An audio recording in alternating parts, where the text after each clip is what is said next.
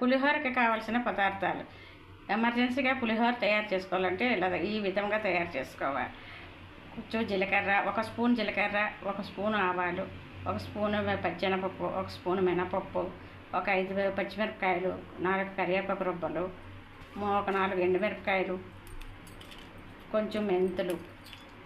ఇవి కావలసిన తాలిపోపుకి కావలసిన పదార్థాలు. ఇందులో కొంచెం వేసిన పలుకులు కొంచెం వేసుకోవాలి. పోపులన్నీ ఆయిల్లో వేసుకోవాలి.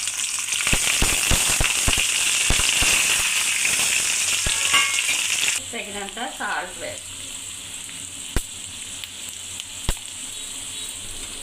కాస్త పసుపు పొడి, 1 టీ స్పూన్ పసుపు పొడి. ఇందులో కొంచెం మామిడి తురుము వేసుకోవాలి.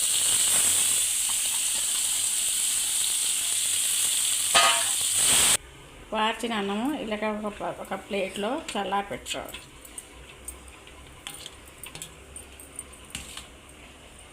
కాస్తంత ఇంగువ వేసుకోవాలి, చిటికెడు ఇంగువ, 1 స్పూను చక్కెర. బెల్లం అంటే బెల్లం వేసుకోవచ్చు, చక్కెర ఉంటే చక్కెర వేసుకోవచ్చు.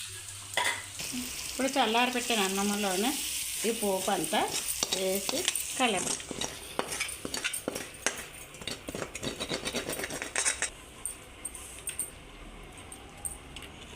ఇలా పోపు అంతా వేసుకొని అన్నంలోనే అంత మిశ్రమాన్ని అంతా అన్నం అంతా కలిసినట్టుగా మొత్తం కలుపుకోవాలి. 1 స్పూన్ తోటి